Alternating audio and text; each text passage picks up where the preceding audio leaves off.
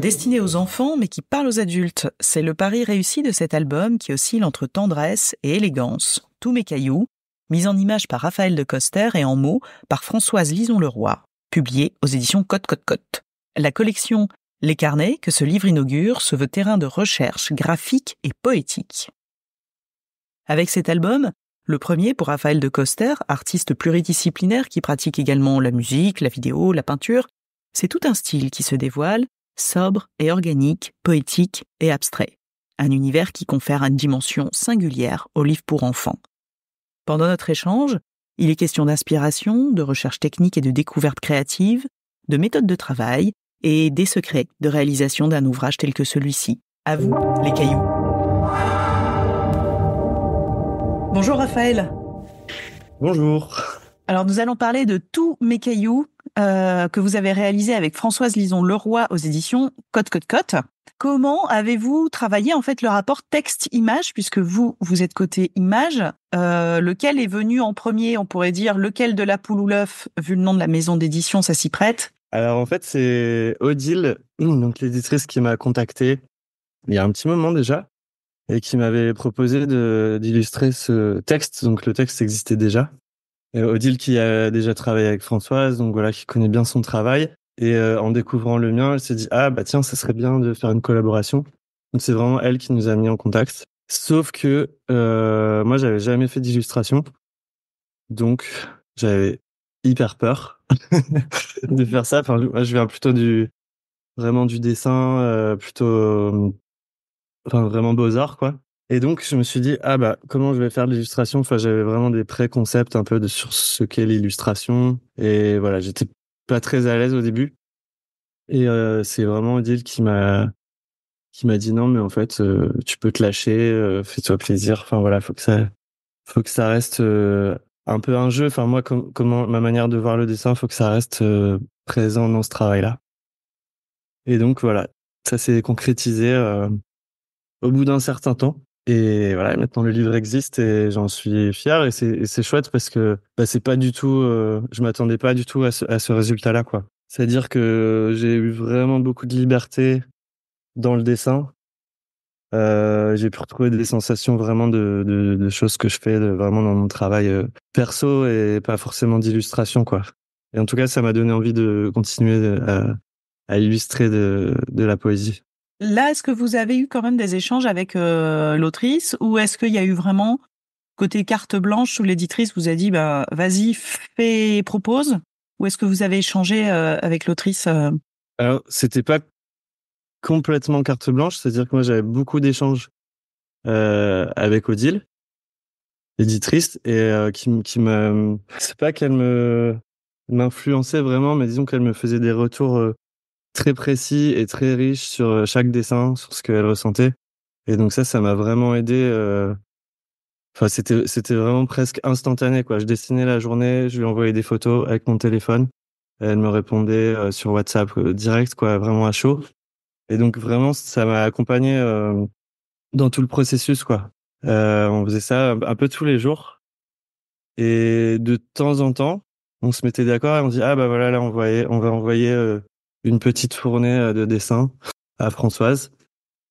Et par contre, Françoise était vraiment hyper sympa avec nous parce que voilà, enfin elle pour le coup, moi j'ai eu la sensation qu'elle me faisait vraiment confiance et qu'elle n'essayait pas justement de me diriger vers telle ou telle esthétique quoi. C'était vraiment, enfin, elle était, peut-être que je transforme la réalité, mais je pense qu'elle était souvent surprise, agréablement surprise, et que justement ça, au fur et à mesure, elle me faisait de plus en plus confiance. Donc voilà, c'était surtout avec Odile en fait qu'on a créé toute la structure du dessin. Ouais. Oui, et ensuite c'était vraiment par étapes. 1, Odile l'éditrice, et 2, une fois que Ouais. le filtre était fait, l'autrice qui était emballée de toute façon. En fait, c'est allé encore plus loin que ça parce que moi, enfin, j'ai pas d'expérience. Enfin, à part celle-là, j'ai peu d'expérience, voilà, du coup, dans l'illustration. Oui, c'est Et votre premier ouais, album, si on peut dire, hein.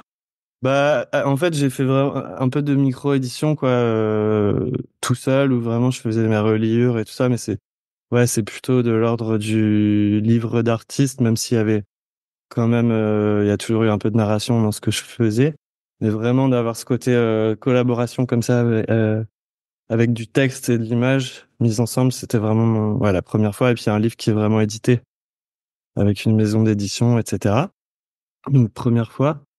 Et en fait, je pense que ça a été, au début, ça a été un peu un blocage pour ma part parce que je l'avais jamais fait. Mais je pense que au fur et à mesure, c'est devenu un peu c'est devenu, enfin, en fait, comme j'avais pas d'expérience, je savais pas trop où était la limite. Et donc, je me suis vraiment éclaté dans le dessin, mais presque un peu trop, quoi. Je suis parti un peu loin, on va dire, par rapport au projet de base, et surtout par rapport au public. Parce que ça devait être un livre d'illustration jeunesse. Et en fait, le type de dessin dans lequel je me suis embarqué, c'est quand même assez... bah, des fois, ça se rapproche presque de l'abstraction. C'est des formes très géométriques, des dessins faits à la règle. Et du coup, peut-être un petit peu moins accessible pour une tranche d'âge plus jeune, quoi. Et aussi, finalement, en fait, le dessin a au final influencé le texte parce que à un moment, je me suis dit, ah mince, mais ah là, je suis parti trop loin. Quand je regarde le texte, je trouve que ça va pas. Et du coup, j'ai demandé à Odile, est-ce qu'on peut changer le texte? Et elle m'a dit, Oui. ah non, en fait, ça se fait pas, quoi. Et puis, finalement, en discutant avec Françoise, encore une fois, elle a été super chouette avec nous parce qu'elle a dit, ah oui, mais c'est vrai que maintenant, quand je revois les dessins et la direction que ça a pris et que j'ai aussi validé moi, ben, du coup, peut-être qu'il y a des petites modifications à faire. Et donc, en fait, ça a été vraiment un échange comme ça, avec plusieurs allers-retours, mais c'est ça qui est vraiment riche, je trouve, c'est que ça a été une collaboration, vraiment, dans les deux sens, quoi. C'était Oui. hyper horizontal et avec beaucoup de confiance, quoi.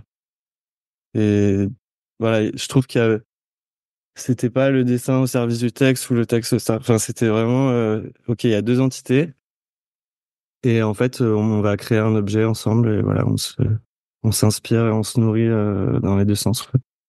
Oui, Enfin, une dans les vraie trois sens aussi, parce qu'il croix. y a Odile, il y a évidemment une énorme expérience de ça et qui faisait un peu, pas la médiation, parce que voilà, c'était pas, enfin, tous les échanges étaient hyper fluides, mais voilà, qui mettait les bons mots sur les enfin, les idées qu'on avait et voilà, qui a été super. Donc c'était vraiment, ouais, collaboration à trois. Et vous disiez que vous étiez parti dans une direction graphique un peu particulière avec ce côté à la règle, des traits un peu abstraits. Ouais. Euh, Moi, alors après, chacun a sa lecture. J'ai trouvé qu'il y avait un côté très organique, très proche de la matière. Est-ce que c'est en raison du titre et du lien au caillou, donc à la nature, à la matière, ou est-ce que c'est un peu déjà votre manière de travailler et votre Alors, univers graphique? en fait, il y a deux choses euh, qui m'ont inspiré. D'abord, le titre, ouais, Tous mes cailloux. Je me suis dit, bon, comment dessiner les cailloux? C'est quand même un peu difficile. Et en même temps, je me suis dit, bon, un caillou, en fait, c'est quoi? C'est une forme aléatoire, une texture aléatoire. Donc, en fait, tout peut finalement être un peu un caillou, quoi. Juste, c'est quelque chose de très abstrait et de très concret en même temps. Et donc, la thématique, elle m'a plu. Enfin, c'est aussi une thématique, enfin, qui m'intéressait de base, quoi. Mon travail, il est quand même assez proche de la nature et des matières organiques, justement. Mais mon problème principal, c'est que voilà, j'avais des préconcepts un peu sur qu'est-ce que doit être, à quoi doit ressembler l'illustration jeunesse. Donc en fait, j'ai fait plein de tests et je trouvais ça vraiment vraiment pas terrible. Donc des trucs un peu bien dessinés, un peu mignons, machin. Et en fait, bah Odile, elle m'a dit ah non mais arrête tout de suite. Enfin, en gros, elle m'a dit non non mais il faut que tu trouves un truc qui soit vraiment à toi. Et donc moi, j'avais jamais dessiné comme ça à la règle et tout, donc je me suis dit ah bah en fait il faut que j'invente une technique qui puisse annuler en fait ce préconcept que j'ai, donc un truc qui ou montrer un peu ma personnalité dans mon dessin disparaît. Donc l'outil va servir de, comment dire, il va neutraliser un peu ce truc-là. Et donc je me suis dit ah bah super, je vais faire des trucs vraiment hyper à la règle, comme un peu comme une machine quoi. Du coup ça va annuler le côté humain et donc ma façon à moi de dessiner. Enfin j'avais envie de sortir de ça. Et ben ce qui est quand même super marrant parce que j'ai un peu raté. Parce que, en fait, au lieu de faire des trucs qui ressemblent à, enfin, des objets qui ressemblent, qui sont fabriqués par des machines, du coup, comme tu disais, ça, finalement, ça redevient très organique. Mais il y avait ce côté machine dans la réalisation, et ça m'intéressait beaucoup, quoi, de faire vraiment des gestes de machine hyper répétitifs, comme ça, avec des couches, un peu comme une imprimante 3D ou voilà. Et ça m'intéressait. Mais voilà, avec tous les petits accidents aussi que ça comporte, parce que effectivement, je ne suis pas une machine. Même si j'essaye de limiter, bah, des fois, il y a des petites erreurs et tout ça, et je pense que c'est ça qui donne le côté, bah, humain, finalement, tu vois, ça fait une boucle. Oui, Parce que, on n'a pas du tout l'impression que c'est une infographie ou c'est vrai quand tu dis machine, on pourrait penser à ces ouais, dessins parfaits très bon qui ont leur intérêt, hein, mais justement il y a un côté vivant. On voit qu'il y a un côté très linéaire par moment ou qu'il y a un jeu sur les perspectives, les formes, ouais. mais on voit bien que c'est un être humain qui a dessiné. En fait, j'ai tout fait vraiment à la main, avec des stylos à encre, juste bleu et rose. Et puis, bon, des fois, comme il y a des superpositions, il y a pas mal de nuances aussi de violet. Et voilà, donc c'est un outil qui peut baver, enfin, tu peux trembler à un moment si t'as bu trop de café. Je sais pas, il y a des mini erreurs comme ça partout. Et en fait, bah au début j'étais là, ah mince, j'ai raté, je dois tout recommencer. Et en fait, au fur et à mesure, je me suis dit ah chouette, j'ai essayé de pas rater, mais il y a un mini truc qui dépasse. Et ça c'est ce qui rassure aussi un peu dans le dessin, ou enfin qui garde ce côté, ah c'est chaleureux quand même quoi. Oui, Enfin en humain. tout cas, ouais. Comme tu dis, où justement on s'éloigne du côté machine, où tout est parfait, et il y a ces petites imperfections qui forment l'humanité et qui transparaît dans ce dessin très, j'y vais y arriver, géométrique par moment. C'était le mot Ouais, que je cherchais depuis tout à c'est l'heure. ça. Et donc la technique, tu disais, parce que c'est vrai qu'il y a ces... Alors c'est pas monochrome puisqu'il y a un petit peu de rose, mais ça reste quand même une palette assez restreinte de couleurs. C'est encre Ouais. à la Il y a main deux, et il y a stylo. deux couleurs, ouais. Il y a juste deux couleurs, donc des stylos à encre, enfin vraiment les stylos de bureau, quoi, genre le bleu et le rose. Et comme des fois ça se superpose un peu, il y a plusieurs couches, bah, on peut avoir quand même pas mal de nuances entre ces deux couleurs-là. Après, l'outil que j'ai utilisé, c'est une grosse règle en fonte. C'est un outil qu'on utilise dans la gravure notamment.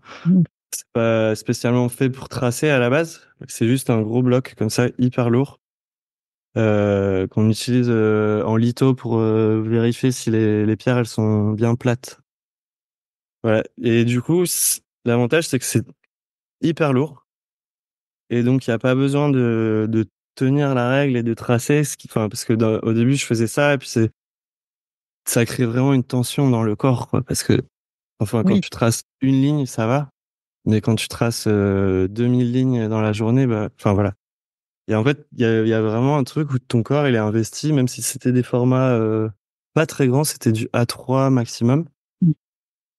Et ben, t'as quand même un truc où tu retiens ta respiration. oui, il faut pas bouger. Tu vois? Ouais. Et donc, en fait, au bout d'une heure à faire ça, mais t'es vraiment épuisé. Et ouais, c'est vraiment un peu, enfin, voilà, c'est un peu comme le yoga, faut vraiment respirer et tout, faut être super relâché. Donc après, j'ai trouvé cet outil qui reste, mais vraiment posé sur la feuille. La feuille bouge pas. Et là, tu peux vraiment tracer de manière vachement plus fluide. Et tout ton corps, il est investi dans le truc. Ouais. Même si c'est une feuille à 3, bah, tu vas vraiment bouger comme ça sur 1 mètre et tu utilises pas que ton bras et ta main, quoi. C'est vraiment tout le corps qui se met. Et ça, c'est chouette parce que je trouve que ça se ressent aussi dans le dessin. Oui. Justement, j'ai pas gardé les premiers dessins où il y a eu vraiment quand même une bonne phase de recherche et d'expérimentation. Et après, une fois que j'ai trouvé cet outil, et là, j'ai commencé à me dire, allez, c'est parti. Tu vois, c'est comme quand tu trouves, au début, c'est un peu fastidieux, tu cherches la technique, la recette. Et puis, après, une fois que tu l'as trouvé, même si il reste le plus gros du travail à faire, mais là, c'est vraiment, c'est Oui. vachement fluide et ça m'a vraiment fait ça, quoi. Dès que ça a été débloqué, ok, c'est bon, j'ai ma technique, j'ai mon mouvement, j'ai mon sujet, bah, et là, ça a été fait, du coup, assez vite à partir de ce moment-là. Et, euh, et donc voilà, c'est cette règle, voilà, toute droite. Et puis après, je me suis mis à créer mes propres outils, donc en suivant cette même technique, quoi, avec vraiment du poids. Comme ça, j'ai juste à suivre les lignes et puis à faire voilà des outils un peu plus courbés, parfois avec des interruptions aussi dans le trait pour créer des matières. Ah d'accord, Et c'était des outils sur lesquels tu as fixé tes stylos. Enfin, tu as eu ce côté un peu expérimental que tu as prolongé, pas seulement avec cette règle que tu avais pas ouais, utilisée voilà, la règle, avant. ça c'était le point de départ. Et puis voilà, après, au bout d'un moment, je me suis dit bon, il faut que je fasse des variations, des déclinaisons de cette technique. Et puis en fait, c'est une technique que j'ai continué à développer bien après ce bouquin-là, quoi. J'ai fait pas mal d'autres projets, euh, notamment des choses plus grandes parce que c'est ce qui m'intéressait aussi. Là, on était sur du format A3, mais de, je me suis dit, ah, mais qu'est-ce que ça pourrait faire, voilà, de faire ça sur une feuille d'1 mètre, ou alors là, faut vraiment investir tout le corps, parce qu'en fait, tu peux pas arrêter ton trait et le continuer, quoi. Il y a vraiment un Oui, truc où, ouais, un côté ouais, chorégraphié, vraiment ouais, voilà, c'est ça, du geste qui se presque. prolonge. Voilà, c'est ça. Et tu disais que ça avait pris quand même un certain temps, qu'il y avait une phase de recherche. Combien de temps, à peu près, prend la création d'un livre comme celui-ci? Ou combien de temps est-ce que ça t'a pris en particulier? Je pense qu'à partir du moment où on a vraiment lancé le projet, j'ai dit, allez, on y va. Ça a été quand même assez vite parce que je crois que c'était aussi pendant le Covid, donc on avait beaucoup de temps. Là, j'étais dans mon atelier tous les jours, donc je pense que ça a pris peut-être 2, 3 semaines de recherche vraiment, et surtout d'échanges avec Odile, euh, trouver une direction qui nous plaisait tous les deux. Et après, je dirais peut-être 1 mois et demi, 2 mois pour faire tous les dessins. Ouais. Ouais, je pense. Je crois que c'est quelque chose comme ça. Après, voilà, encore une fois, c'était une phase où, bah, en fait, je pouvais bosser toute la journée et la nuit. Enfin, c'était une phase un peu spéciale, quoi. Oui, où tu Donc, pouvais peut-être d'autant que plus expérimenter et tout ça qu'il n'y avait pas de ben, en contraintes. tout cas, il y a pas, je me souviens pas qu'il y a eu vraiment de coupure dans cette création, parce que enfin, souvent, on est sur plein de projets en même temps.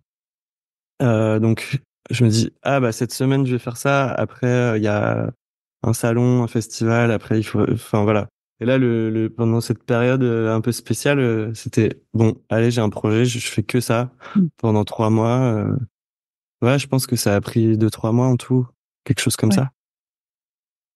Même la phase de mise en page, en fait, elle a été relativement vite. Il y a eu quelques allers-retours de propositions, mais en fait, ça s'est fait hyper naturellement, quoi. Ouais, il y a eu un beau travail, là je le précise parce que vu que ce sera de l'audio, on pourra pas montrer l'intérieur. Ce Oui. sera à l'entière, livré à la découverte, des auditeurs et auditrices, mais il y a un véritable travail de mise en page et graphique au niveau même du choix des papiers. Il y a des jeux de calque avec des surimpressions. Enfin, il y a eu vraiment, c'est un objet, un petit Ouais. objet d'art, au final, hein. En fait, moi, quand j'ai dessiné ça, j'ai été dans un atelier. J'étais au Portugal pendant le Covid. J'étais dans un atelier super chouette avec une belle lumière, etc. Mais par contre, les murs, ils étaient un espèce de crépi. Je sais pas si tu vois le crépi là horrible Oui, avec des petits reliefs là où tu peux ouais, vraiment te faire mal dessus là. je vois bien, ouais. Donc vraiment nul pour poser des dessins et tout sur les murs, ça marche pas.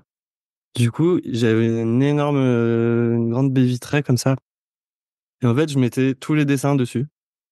Et au bout d'un moment, il y en avait trop, quoi. Donc je les ai superposés. Et là, je me suis dit, ah, c'est trop beau et tout. J'ai envie qu'il y ait ça aussi dans le livre. Donc, je voulais qu'il y ait des feuilles en calque qui soient un peu dispersées comme ça dans le bouquin. En fait, c'était un peu compliqué à mettre en place parce que tu peux pas les mettre n'importe où. Oui. Voilà, ça a un coût, etc. Et donc, voilà, en discutant avec Odile, elle m'a dit, bah, en fait, le plus simple, c'est qu'on les mette vraiment au milieu du livre. T'as une double de feuilles de calque comme ça. Et donc, ça va se superposer quand même de 3 à 4 manières différentes. Et voilà, on a réussi à le faire et je suis hyper content parce que c'est un caillou, donc, entre guillemets, mais ça ressemble aussi vraiment à des ailes d'insectes où il y a un côté super fragile sur cette double page que voilà, je tenais vraiment à cette page-là aussi parce que voilà, le caillou, c'est quoi? Ça a toujours ce poids-là et puis là, au milieu, t'as un truc vachement plus léger qui fait un peu du bien, je trouve. Ouais, qui contrebalance un peu, enfin, qui donne une autre lecture, si on peut dire, du caillou, quoi. Ouais, c'est ça. Et tu disais que tu étais plutôt habitué à des illustrations enfin, des créations, etc. Donc, tu es vraiment un artiste pluriel. Peinture, dessin, mais aussi vidéo et musique, si j'ai bien lu ce qui te concerne. Oui, Euh, c'est ça. Est-ce que, enfin, comment est venue cette pluridisciplinarité et de quelle manière nourrit-elle ton travail d'une manière générale? Alors, en fait, j'ai fait de la musique assez jeune et j'ai eu la chance quand je suis rentré aux Beaux-Arts, euh, la musique avait pris quand même pas mal de place dans ma vie et ma prof d'atelier, qui s'appelle Saskia Waite, que je salue, euh, m'a toujours, euh, m'a toujours encouragé en fait dans cette pratique de la musique. C'est-à-dire que des fois, je partais faire des tournées avec mon groupe, je ne sais où. Et je lui disais, bah ouais, bah, en fait là, je vais pas pouvoir venir à l'atelier pendant une semaine. Et elle me disait, ouais, bon, d'accord, super, mais par contre, tu me ramènes plein de carnets, plein de dessins. Enfin, elle avait réussi à trouver une astuce pour que ça fasse partie aussi de ma recherche plastique. Et je le faisais vraiment, quoi. Donc, quand j'étais en tournée, après, je ramenais de la matière à dessiner, etc. Donc, en fait, ça m'a permis de jamais faire le choix, entre guillemets, parce qu'il y a quand même plein de gens qui m'ont dit ça aussi dans mon parcours, genre, bah non, mais là, faut que tu fasses un choix entre les deux. Et voilà, maintenant, j'ai 35 ans, j'ai toujours pas fait le choix et je suis super content parce que, en fait, si, j'ai fait le choix de faire les deux à fond. Donc voilà, c'est juste un peu compliqué en termes de planning et de sommeil. Mais en fait, ça marche, quoi. Ça marche, les deux me nourrissent énormément de manière très différente. Euh, C'est-à-dire dans la musique, c'est hyper social, on rencontre plein de gens, on fait des festivals, c'est un peu le monde, on vit la nuit, enfin voilà. Et après, l'atelier, voilà, c'est très solitaire, ben, pour ma part en tout cas. C'est très solitaire, il y a un côté méditatif en plus dans ce que j'essaye de développer en dessin. Donc c'est un peu c'est des émotions un peu inverses, mais qui se complètent assez bien et puis qui se complètent aussi en termes de saison parce que c'est souvent l'été où je vais faire beaucoup plus de musique et de festivals et à l'inverse l'hiver je vais passer beaucoup de temps dans mon atelier à dessiner des cailloux par exemple. Par exemple. Voilà. En général ça se cale assez bien comme ça sur les saisons. Ouais, c'est un équilibre qui est venu de lui-même. Peut-être d'autant Ouais. plus par ton lien, tu en parlais tout à l'heure, ton lien à la nature. Au début de notre échange, tu disais que il y avait une certaine logique à ce titre, Tous mes cailloux, vu que ton dessin était déjà proche de la nature, inspiré, organique. C'est ça, en fait, moi, ce qui me transcende vraiment dans le dessin, c'est d'essayer de retranscrire un peu des phénomènes de la nature, mais sans essayer vraiment de les comprendre. Enfin, c'est pas du tout une approche scientifique, mais plutôt une approche naïve, mais pas dans le mauvais sens du terme, mais poétique ah voilà, il y a des catastrophes naturelles qui se passent, il y a mais finalement c'est hyper beau et du coup j'essaie de réinventer un peu de créer une nouvelle narration autour de ça. Et le caillou, en fait, ça marche super bien parce que t'as pas vraiment d'échelle. Enfin voilà, ça peut être une montagne aussi, ça peut être une montagne cassée en deux parce qu'il y a eu, je sais pas, une énorme éruption et c'est la fin du monde. Enfin voilà, là c'est dramatique, mais ça peut être aussi beau, tu vois. C'est ça qui m'intéressait aussi dans l'approche de Françoise et de son expérience aussi dans la poésie aussi jeunesse. C'est que voilà, moi je savais pas forcément comment m'adresser à ce public-là avec le dessin, et donc ça m'a quand même un peu aiguillé là-dedans.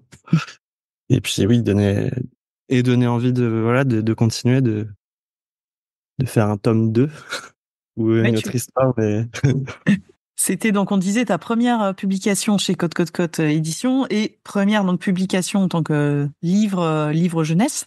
Donc toi, tu aimerais continuer, en faire d'autres. Est-ce que tu as déjà des idées de collaboration, d'envie, d'univers? Ou est-ce que tu suivras un petit peu le courant en fonction de ce qu'on te propose? ben j'aimerais beaucoup travailler avec une artiste portugaise qui s'appelle Inês Campos. Et d'ailleurs, ce premier livre lui était dédié secrètement. Et en fait, je trouve qu'elle a vraiment une manière magnifique d'écrire. Enfin, elle écrit, elle parle très bien en français. Mais il y a beaucoup je dirais même pas des erreurs, mais c'est des manières de tourner les choses que je trouve hyper belles et hyper poétiques parce que c'est pas des choses qu'on dirait nous en tant que francophones. Et je trouve que ça amène une poésie voilà hyper rare et j'aimerais bien développer ça avec elle. Et parce que voilà, en fait, c'est des choses que à un moment j'ai essayé d'écrire des poésies en anglais et j'ai montré ça à des copains écossais et ils étaient là, ah mais c'est trop marrant parce que enfin voilà, il y a pas vraiment d'erreur à proprement parler, mais on dirait jamais des choses comme ça. Et du coup, ça, en fait, ça twist un peu l'histoire et ça crée un truc un peu bizarre et des ambiguïtés, des choses que voilà, moi qui m'intéressent. Et je pense que ça peut être drôle aussi parce que c'est des choses que peuvent faire aussi les enfants. Oui.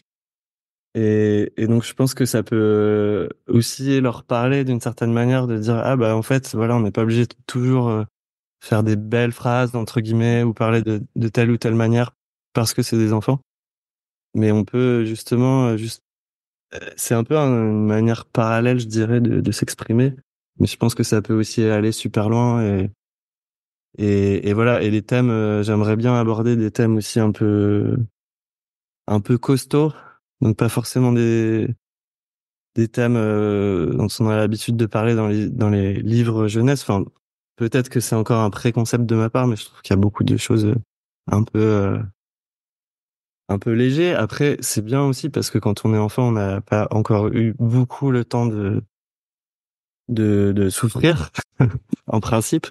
Mais je trouve ça chouette aussi de parler de choses un peu plus lourdes. Enfin, voilà, des choses que je traverse moi en ce moment et que j'aimerais bien transmettre ou que peut-être j'aurais bien aimé lire, tu vois, quand j'étais enfant et sans être dramatique et dire ah on va tous mourir, préparez-vous. C'est pas ça hein, du tout, mais plutôt de mettre des petites graines comme ça, mais de manière super poétique aussi. C'est surtout ça qui est important, quoi, de dire, bah en fait, voilà, la mort existe et elle est là, mais comment on peut se préparer, puis comment on peut essayer de voir de la beauté aussi là-dedans. Et ça, voilà, je le dis ça, je le dis pour moi maintenant, mais c'est ce que j'aimerais en tout cas, si c'est possible, de transmettre en fait. Oui. Voilà, c'est ça c'est ça que j'ai en tête pour le prochain livre. Bah, Voilà. j'espère qu'on va bientôt pouvoir voir ce que tu avais en tête et qu'on va le Ouais. voir en images. Bah oui. Merci pour cet échange, Raphaël. Je précise qu'on a parlé de Tous mes cailloux avec, co-créé avec Françoise Lison-Leroy aux éditions Côte Côte Côte.